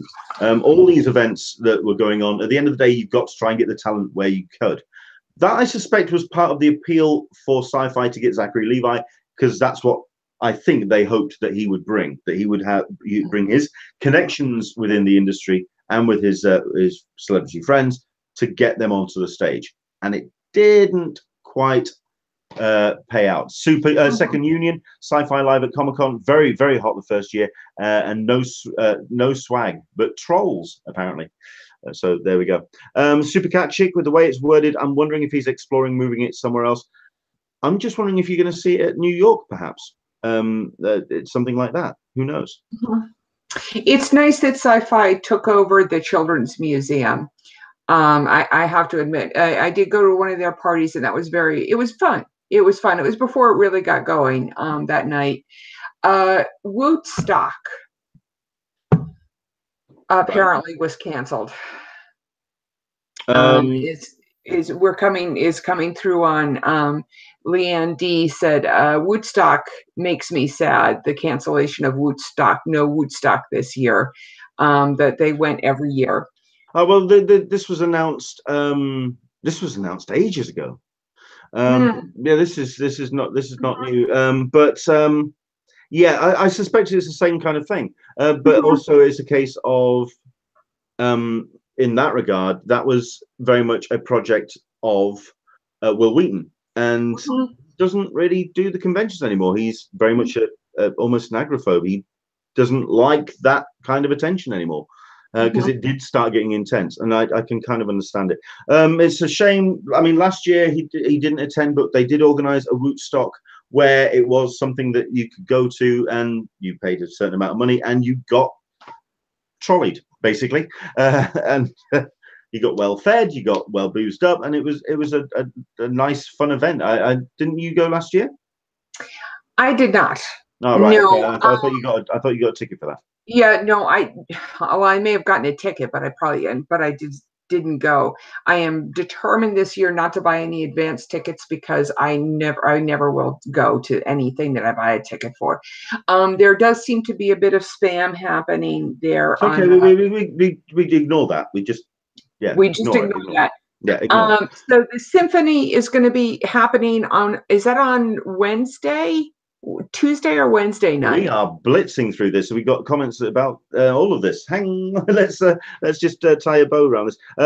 We've got people are mentioning that Woodstock is not Will Wheaton. It was originally, but no, Andrew Dickinson, Leanne D is correctly stating it was Paul and Storm that took over. But yeah, there we go. Right, San Diego Symphony then. Yeah, this is something that was announced this week by the Symphony themselves, and it's a return of the John Williams concert up at the Symphony Center at the top end of town. I went last year, as did a couple of friends of mine. We all enjoyed the music of John Williams. It's an amazing concert. Did you go? No, I didn't. I did not go. I was waving goodbye to Chuck. Ah, okay. Bye, Chuck. Sorry. Take care, mate. Take care. So no, it's. I mean, I kind of came in. It was on the Saturday night when they did it last year. I pelted full tilt from Hall H. Came out of the Marvel panel, went straight up as quick as I could. I think I missed Harry Potter and E.T. At which point went in and enjoyed the rest. The first thing I heard was the suite from Close Encounters, which is my all-time favorite film, period. So I had a blast. It was so much. We're talking incredible music played by master musicians, one of the best symphony orchestras on the planet. And they just did an incredible job. This one's going to be slightly different. It's going to be held on preview night. It's actually on the Wednesday. So they're billing it as something that you can lead into your Comic-Con experience.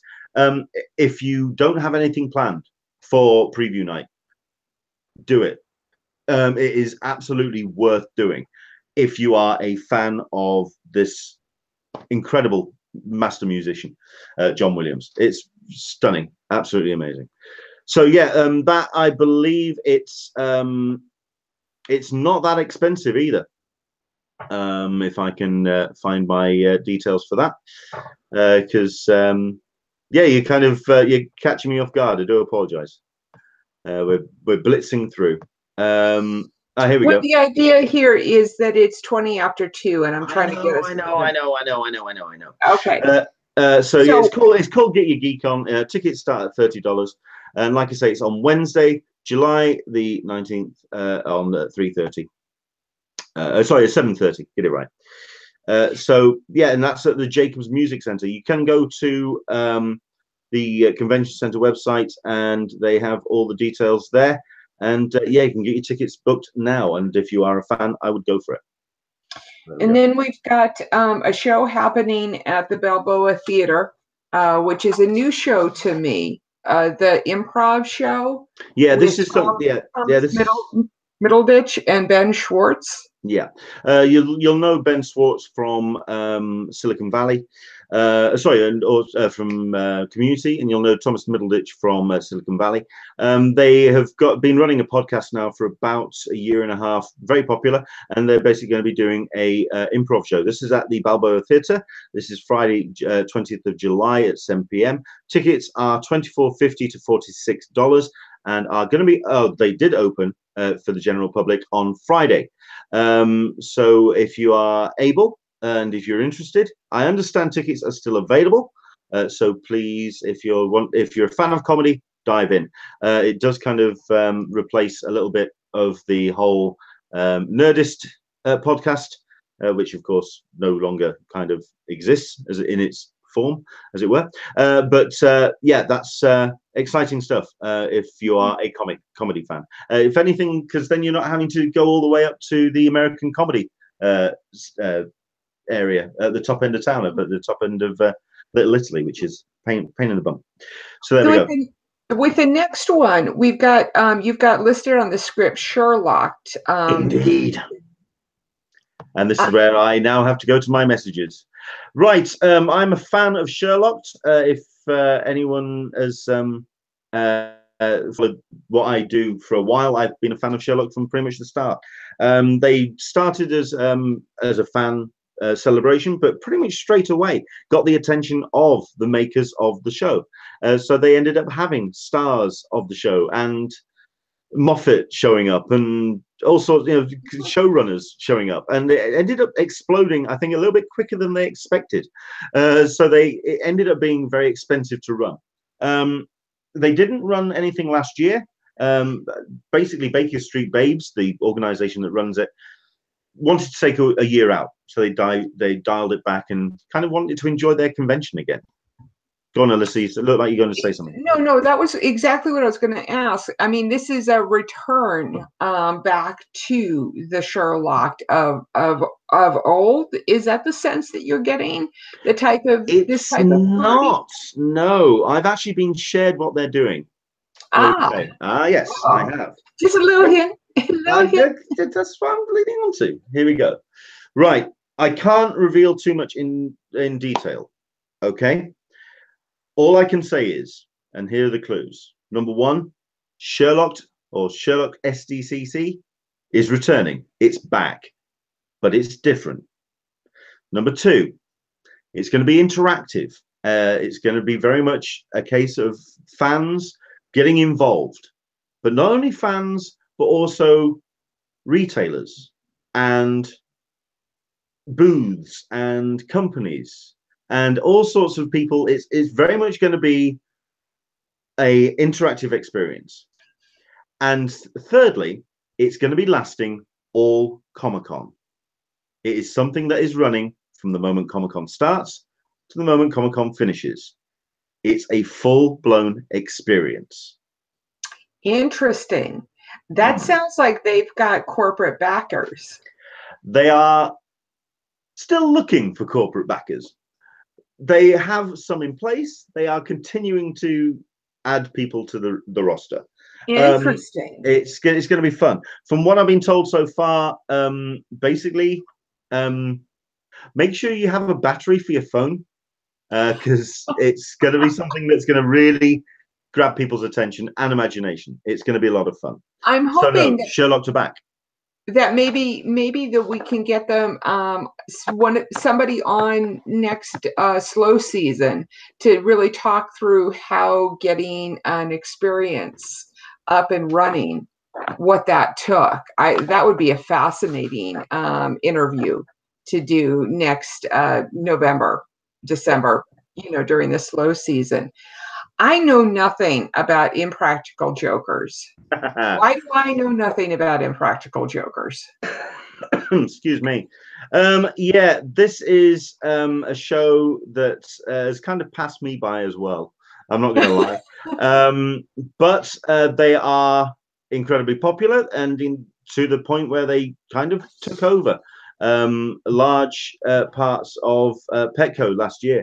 It's an event that is returning, and they are going to be bringing stuff back to San Diego Comic-Con. I am just trying to find my information about it. Can I find it? Can I help? But basically, they are back for 2018. Last year, there was a lot of special activations, photo bits and pieces, things that you could kind of get involved in. And they also did a number of pranks throughout the course of San Diego Comic-Con. So, no, it looks like it's going to be a lot of fun. It was a lot of fun last year, but basically, they've announced. Let's have a look at this. I'm trying to find it. It was in my bookmarks, and it's now completely vanished. Oh God! Here we go. So yes, it was billed as a block party, and that is going to be returning. Basically, same location, Saturday, July 21st, and it was free. The one thing the reason why I didn't see much about it, it takes over the day. If you're going to do it, you're going to go in hard, and you go all the way in. I mean, you've got stuff like a virtual reality high wire experience. You've got a pseudo sumo ring where you can try your hand at wrestling, mechanical bull. Yeah, it's one of those. It's just something to go and go for. But yeah, as Sir Lister Smeg pointed out, it does sound fun, but no badge requirement means it's going to be crazy to get into on that Saturday. Mm-hmm. So yeah, that's Impractical Jokers, right? Coco. Well, I think last year kind of taught us the fact that we may have to camp out for some of these experiences. I say camp out, get there early, super, before dawn, to do some of these experiences. I mean, my experience at Blade Runner was phenomenal, and I certainly am glad that I took the time to do that, and would love to try and get Westworld. But some of these other things, like as Super Catchick said, the interactive zone sounds really fun. And it may be the year that we kind of leave the facility and get out and do a lot more of these offsites, which is not a bad thing to spread us out a little bit more. Yeah. So. Well, I mean, yeah, I totally agree. Yeah. I mean, when it comes to offsites, one of the biggest ones, of course, is Conan-Con, which is returning to Spreckles Theatre, as we know. We also know that there's going to be new pops. We were hoping that we were going to get an announcement, because they sent out stuff to press around Wednesday, Thursday, stating that they were going to be announcing some information shortly. The portal to buy tickets for Conan-Con is technically open, although the slots for San Diego are currently grayed out. So it's a case of now waiting patiently for the announcement that those tickets are going to go live. As usual, they are going to sell out pretty quickly. Well, be allocated pretty quickly, because it is a free concert or a free show. Yeah, the best way to keep an eye on this, of course, is via their Twitter, which is Team Coco. But they did send out a press release stating that they have now opened up a new Instagram account, which is Instagram.com/ConanCon. It's a dedicated Instagram. Here's the thing. When you start launching new social medias, you're going to focus on those. So if you are on Instagram, Instagram.com/ConanCon, Conan Con. Follow that. The other thing that may happen with that is they had done offsites, just random appearances of those super rare pops. Correct. So, and I think Westworld did that too, for New York, for some of the, when they do the pop-up ticketing. So yeah, follow it. It's going to be one of those, another alerts. Yeah, okay. Absolutely. Can we kind of make the exclusives bit a little bit short today? Why? Don't you like exclusives? I do. Just, you know. Okay, fair enough. Well, I'll tell you what, I mean, it's very possible that we may just have to cut some stuff out and move through. Basically, I am going to be starting to, I have been incredibly lax with putting the exclusives up on the an Englishman in San Diego, but I will be basically knuckling down over the next couple of days and putting them all up. But we do have a couple of exciting ones. NECA have put theirs up and running. And have done almost sold out straight away of the 3 sales that they did Monday, Wednesday, and Friday, sorry, of the Teenage Mutant Ninja Turtles, which we featured on a couple of weeks ago. It's a case of very popular very quickly. They are in the same league as Hasbro. So there we go. I think when it comes to the exclusives, the ones that are most interesting to me, Hasbro have announced their first of their exclusives for this year, which is exciting for me because I'm a fan of the character or characters, which is Dr. Aphra from the Marvel Comics set. This is actually a 3 set which is going to be available, and it's featuring not only Dr. Aphra herself, but it's also going to be featuring BT and also 000. These are characters which, if you do not read the comics, you have no idea who they are. However, if they are not revealed in the films at some point, or if they don't burst out of the comics, I'll be stunned, because they are just brilliant characters. Dr. Aphra is kind of like a female Indiana Jones type rogue, who is a constant thorn in everybody's side, and also is one of the first premier out lesbian or bisexual characters in the Star Wars universe. So obviously that's got a lot of people's attention. And then you've got BT and 000, which look right there like kind of C-3PO and R2-D2 knockoffs. They're psychopaths. They're absolutely dangerous. They're lethal, and they're great, and they're so much fun. We're looking at $49.99 for this vintage collection Dr. Aphra comic set, and it will be sold at the Hasbro booth 3329 with a limited quantity of the set available on HTSS after the Comic-Con has come to a close. We are looking that that's going to be announced officially pretty soon. So that's that. Right. Next up, Patrick Ballesteros has got a new set that's coming out, but he's also got a new sketchbook which he's currently putting together. Do follow Patrick Ballesteros's Twitter for more information about that. Factory Entertainment have continued to announce their bits and pieces. Nothing that's really kind of jumped out and attracted my attention, but there was Game of Thrones bits and pieces that were announced at the back end of the week, including Wine Stoppers and also a Direwolf 6 set, which was announced. All of this is, as you know, currently available as pre-order, which you can get from the Factory Entertainment site. The first 1,000 people who order online will also receive the the Aquaman badge that's currently available.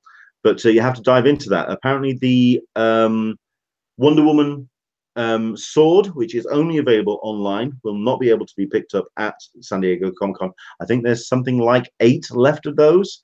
So if you're going to get those or get that, move fast. So there we go. Cool. Right. Traveling Stories, that lottery seems to be close to ending. It does. And It finishes on Wednesday. yes, giving that is how they are able to do that, and have such a fabulous lottery is it just is really a wonderful thing, and it benefits such a great cause. If folks weren't available, didn't catch us last week, tune in to our episode, our interview with the person who ran it, and she's really done an amazing amount of work and helped the literacy, and turned young ones into geeks, and we need that. Yeah, Emily is a lot of fun, and yes, like you say, she's dedicated to the cause and has put this amazing prize pack together. I will also shout out to Nerd Foo, Hall H podcast. That's right, our great friends at Hall H podcast. Do check out. They have just posted an interview which they did with her as well. Kind of complements ours, so do check that out. But it does end on Wednesday. This last week, I understand it's been 2 for 1 on your entries, and I believe that still runs up to the Wednesday as well. So it's your final chance to get as many entries as you can. Every penny helps, of course, this incredible course, but obviously the prize is the cherry on the cake. So there we go. But that runs out as of Wednesday. Do check out Traveling Stories on Twitter for latest updates on that. They are going to be doing the draw pretty soon, shortly after that Wednesday, because well, she's going on holiday, so she wants to get it sorted shortly before she goes. So just to turn away from San Diego for a moment and go into Reed Pop, the other side of the country, New York, where in October, where it can be a little chilly at times and not so much sleeping out. We did have the first pre-sale of tickets happen this morning at 10 a.m. I am happy and thrilled to report that everything seemed to go smoothly. I was really, I personally clicked on my link at 2 minutes after.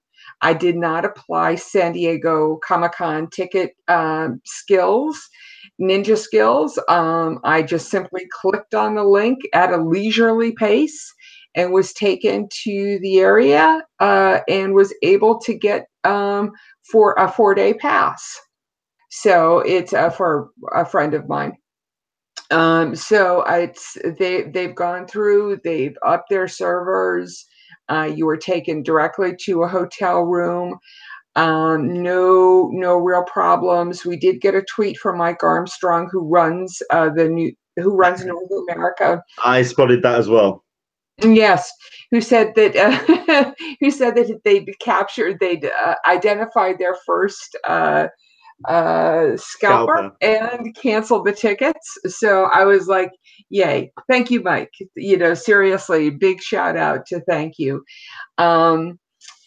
And just dovetailing in with that, the Star Wars celebration, which is happening. Sorry, just to very quickly wrap up on that. As we speak at this point, the Sunday kids badges are now sold out for New York Comic-Con, and at the moment, the Saturday badges are pre-sale have now been sold out.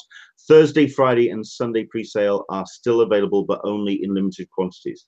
So if you are wanting to get certainly the key weekend dates, now's the time to go get your badge. If you do have a fan allocation, if you are signed up for it, if you can go in there, get it sorted.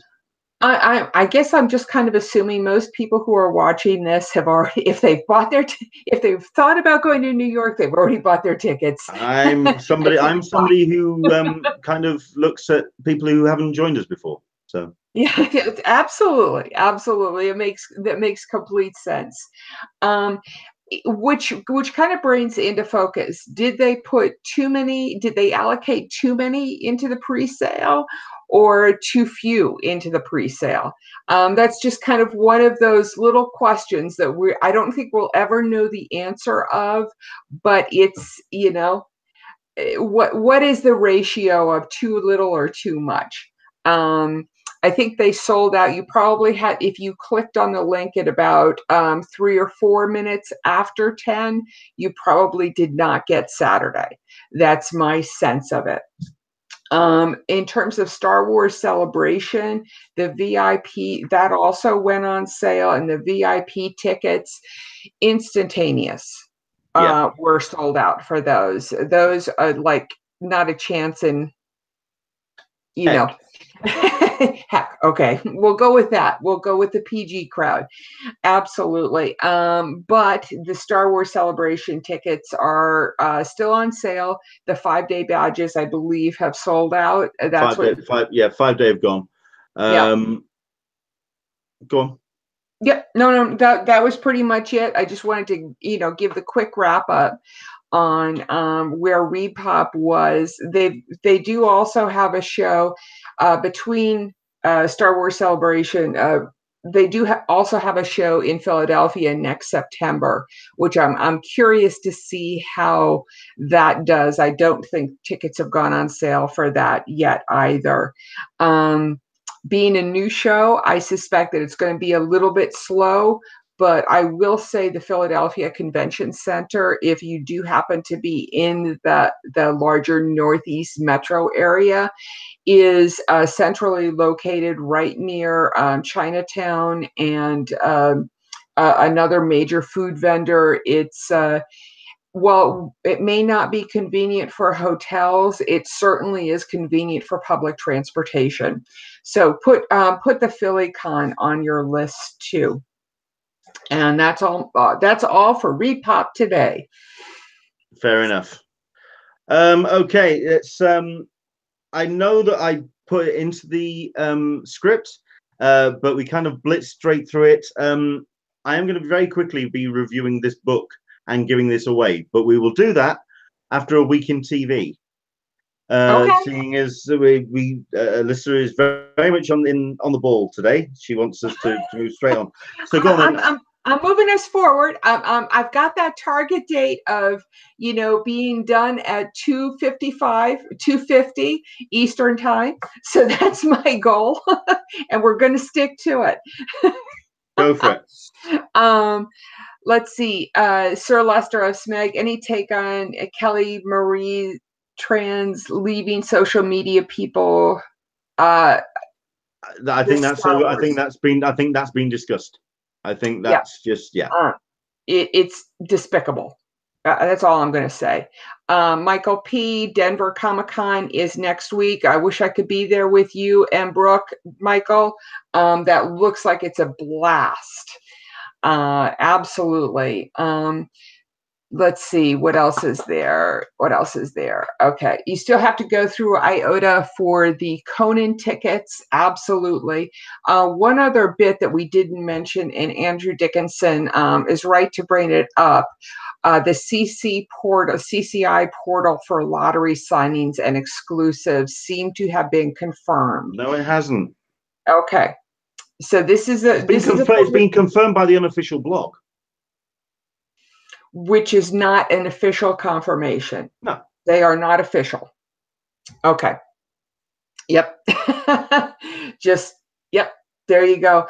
But it is looking, from what we saw last week, it is looking like it will be on a case-by-case basis, as CCI, in terms of exclusives, as CCI has done so often in the past. With Lego, with Funko, so forth. So you may see some things like IDW and their artist editions not being in the lottery, and the Funko Pops being in the lottery. That would be my guess. Does that make sense to you, Leonard? Yeah, that makes sense. Okay.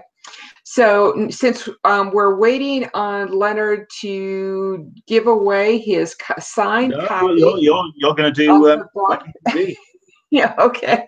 Well, since I'm taking up space, 12 Monkeys. Oh my God, finally 12 Monkeys comes back next week. I cannot wait. While I love Timeless, 12 Monkeys is my favorite time traveling show on television. A combination of the post-apocalyptic devastated worlds and time travel taking so much out of these people. I am really, really, really looking forward to its return. I believe it's on Friday or Saturday of this week on the Sci-Fi Channel. Interestingly enough, if people remember, 12 Monkeys did a drop of their third season in totality last year. It was a 3-day binge. They aired it in three episode segments over the course of a weekend. They are not doing that this year, although they do seem to be doing dropping a few episodes to have a shortened season. This is their last season. So they, but I believe they're trying to get this out there within a month and a half. So I doubt we'll see anything from 12 Monkeys at, or not very much at San Diego Comic-Con, because this is their final. So that for me is the highlight of this week. However, I understand that some Voltron fans may disagree with me. Since we have the 6th season of Voltron is coming to Netflix on Friday. That's another big one. Did anybody? I'm not a huge Voltron fan. I haven't watched it, so I'm sure other people can talk about it to it better and do it more justice. Did anybody catch Cloak and Dagger? This is a question to anybody in the audience.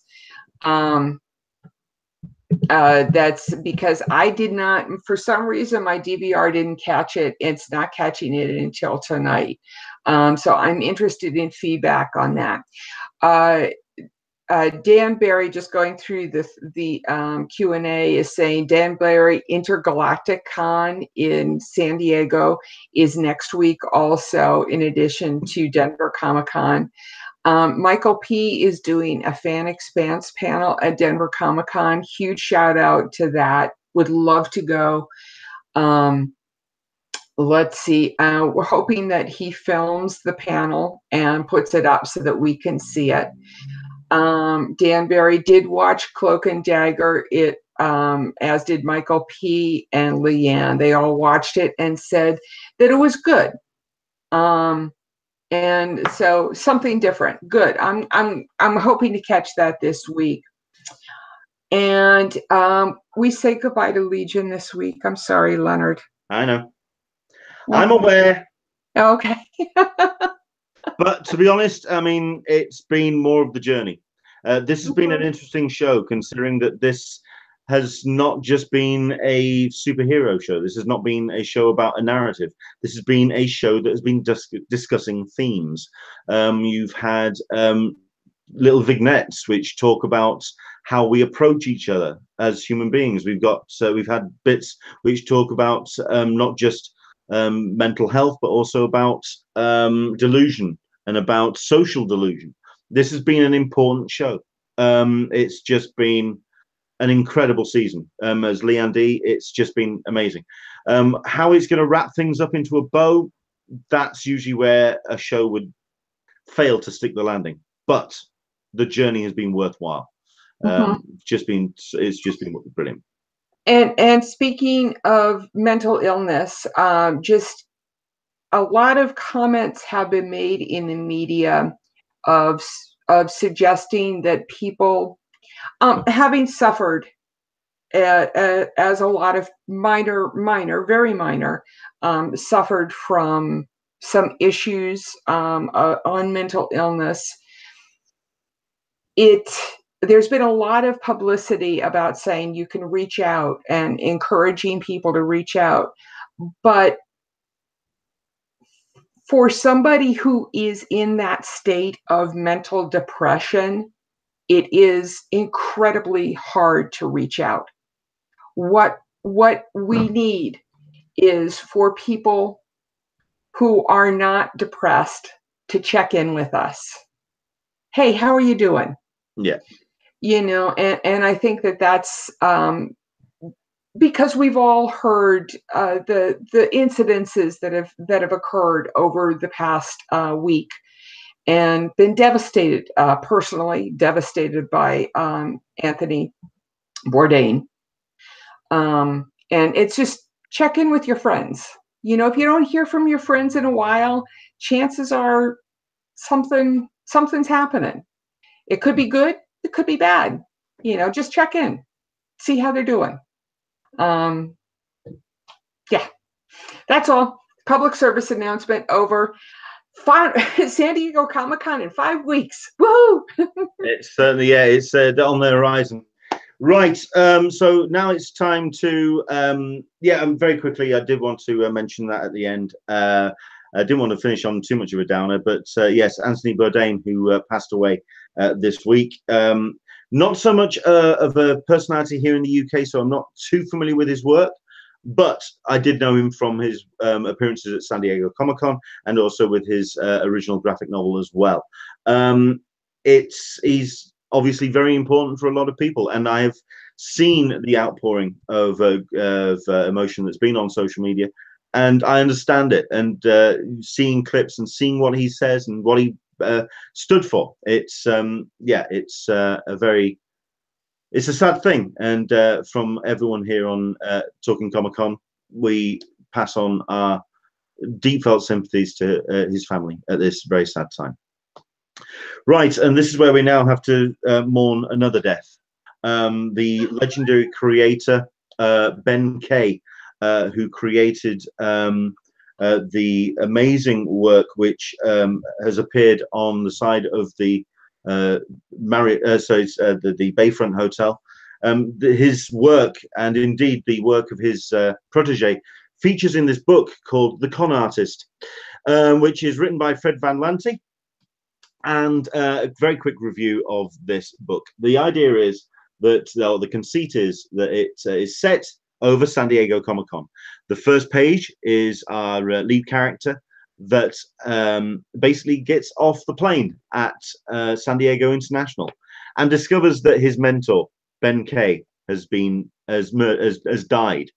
He's actually arrived in town to present Ben Kay with the book's equivalent of an Eisner, a Kirby, during which there's all sorts of misdeeds and other deaths, which he is framed for.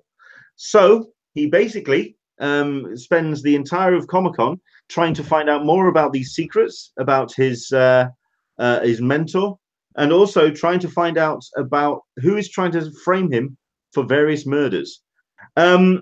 He has to clear his name. And to do that, he has to navigate every square inch of San Diego Comic-Con. I will say that this is not a book for everybody. I've actually lent this book to a couple of people who don't go to San Diego Comic-Con. I wanted their opinions, their take on it. They kind of lost interest at certain points because it is very much about San Diego Comic-Con and con culture, and also the comic book industry. However, if you are watching this, this is the book for you. This is for us. It is absolutely a great read. It's from Fred Van Lante, who has written like Marvel Zombies, so you get the sense of what he does. Okay. It is actually going to be released around the time of Comic-Con. This is actually a pre-release copy, and it is signed by Fred Van Lante. Ooh, nice. This is where I now give you guys the chance to win it. Okay? Basically, what I want you to do is I want you to honor the memory of Ben Kay. So if I just quickly go to here, I need you to send a tweet out or send an Instagram post. Basically, what I need you to do is tweet the word, or tweet the hashtag RIP Ben Kay. Don't know if you can quite see that on screen. RIP Ben Kay. Okay. I also want you to use the hashtag CupOTSDCC and also tag Fred Van Lente. But here's the key thing. I also want you to add a GIF or a picture where you mourn the great work of Ben K. Okay? So as you can see there with my example, you've got Stewie throwing a rose into a grave as Ben K is lowered into the ground. So there you go. What I want you to do is use the hashtag RIP Ben K, Cupo TSDCC, and also tag Fred Van Lente in there as well. Basically, I will do a draw over the course of the next 7 days. I'll go through all the entries, and it'll be a random draw where whoever I pick out will get to win this signed copy of The Con Artist. Apparently, it is going to be available at San Diego Comic-Con. It gets released around that time, but it's worth getting. It is international entries as well. So if you just want to, if you're in the States, if you're watching this abroad, from me, and you want to win this, by all means, dive in. That's the hashtag you need to use, RIP Ben K. And then also attach the Cupo TSDCC hashtag in there as well. But yes, I want you to honor the memory of this legendary creator. So there you go. That's how you win that. I think we're done. I think we are. And I can think you we look are. at the time? I know, it's under 2 minutes. 2 hours. Fair enough. Yeah. Okay. What did I say? I know. said this. Fair enough. Okay. People can find me Sure. at Friends of CCI for my Twitter handle, and always find me on the forum and my website, which is friendsofcc.com. Excellent. For myself, you can find me on the social medias at Englishman SDCC. You can also find me on Instagram, on Twitter, and Facebook. You can also support the Hangout as well by going to our Patreon account at patreon.com/EnglishmanSDCC. That's pretty much our show. We're going to do something a bit special next week. We've got ourselves a bit of a bloggers special. We have ourselves Angel from the Geekery. We have Tony Kim from his efforts at the moment, Crazy for Comic-Con, and also his clothing line, which he's a little bit busy with at the moment. And we also have a representative of the Nerd Foo who's going to be joining us. So a bit of a bloggers special. That's next week. That's going to be from 10 a.m. Pacific, 1 p.m. Eastern, 6 p.m. GMT. Hopefully we'll have some more news about Team Coco. Hopefully we'll have our first Funko announcement as well, considering that they did turn around and say, well, I mean, last year it was around this time that they announced their first Funko exclusives for San Diego Comic-Con. They have turned around and said in their social media, they're going to get E3 out of the way first. That's this weekend, so it's done and done. So as of tomorrow, it's fair game. You may be seeing some Funko news. We'll be talking about that next week. Don't know if we're going to be having Alyssa, because like I say, she is now going to be on the road, but fingers crossed she'll be joining us. Either way, we will be joined by Angel from the Geekery. We're going to be joined by Tony Kim, and we're also going to be joined by a representative of Nerd Foo. Oh, it's going to be one of them. I think that after the what was it, the last show of 2017, where I had a whole host of guests on, with minus Leonard because he had a show to do. I think that Leonard, now having a whole host of guests on, bloggers, is turnabout and fair play. So I will, if I don't join you next week, I'm sure that it will be a lively and interesting show, which Leonard will be more than capable of handling. Of course. Considering that, yeah, I know this was your idea, but you know, considering do you know when we were actually going to be arranging to do that show? When were we arranging to do that show, Alyssa? You put the schedule together, and then you got a special guest today. I'm out of it. It's not we. There's no we involved in this one. It's you. There's never a we involved, is there? No. Right. One more time then. I'm going to put this up on screen as an example. dive in if you want to win a copy of Fred Van Lente's The Con Artist, RIP Ben K on the hashtag, and Cupo TSDCC in there as well. And yeah, tag Fred Van Lente in there as well, say attracts his attention. But we'll do that random draw next week, and you could win that book. And yeah, best of luck with that. Take care, everybody. I hope you enjoy the rest of your week. And yes, if the whole Conan tickets do go out this week, best of luck with that.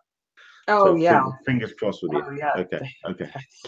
Right. That's right up there with Westworld in terms of the isn't it just? Right. Take care, and we will see you soon. Air hugs, everybody. Thanks for the best wishes. Bye.